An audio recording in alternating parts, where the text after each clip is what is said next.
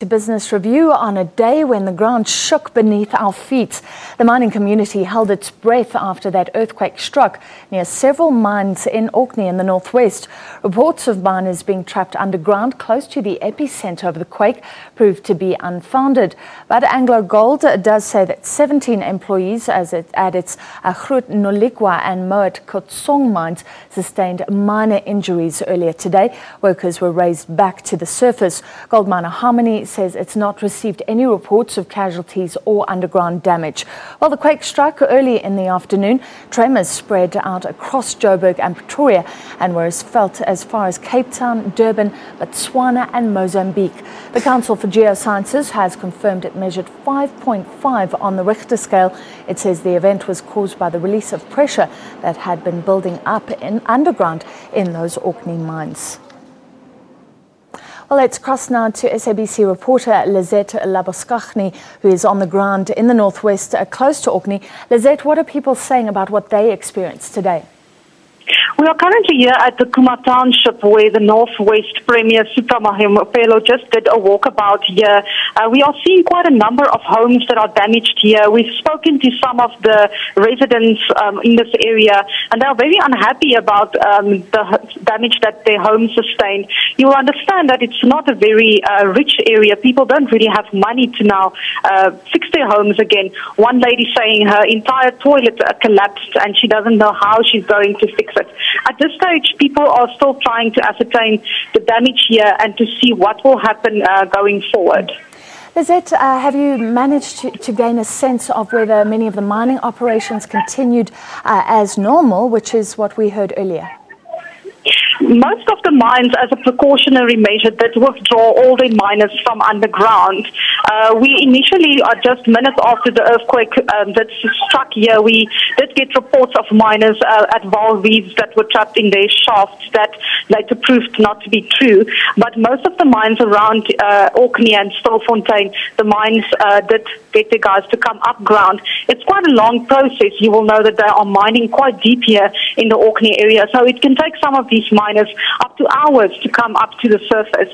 And the mining company is saying that they will only be able to ascertain exactly if people had been injured once everybody is at the surface, and then they will know if some might still be trapped underneath.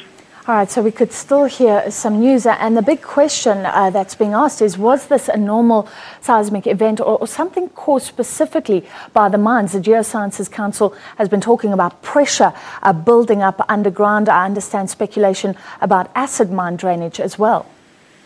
It's quite interesting because we were in Klerksdorp and we were very surprised and we did not really know how to react when this earthquake actually hit us here.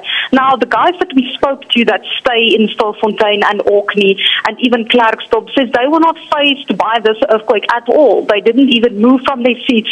They are so used to this activities going on. Obviously, small tremors, also blasting by mines that impact on them. But they did not even move from the places that they were. They didn't evacuate. They just went on with business as normal. So it's quite interesting that this area, obviously, people expected that these things will happen. And we were warned also that some aftershocks might hit us.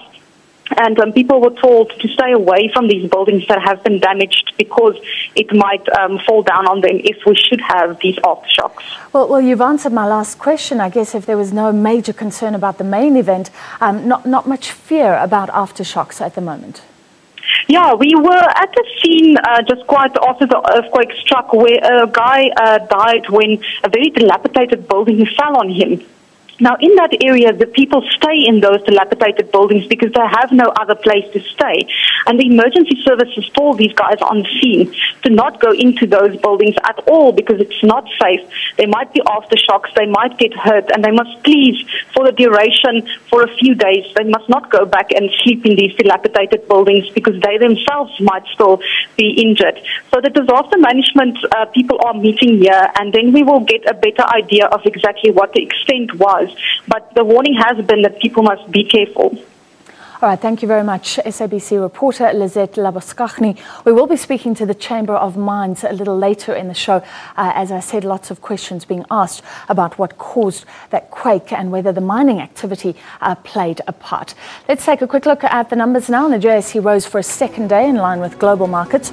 The oil share index up by 1/5%, industrials up by 0.5%. African Bank moderated today after shooting up by nearly 10% yesterday. It closed only a touch in the red. The miners were lower following the release of disappointing manufacturing data out of China, which is, of course, a major buyer of our commodities.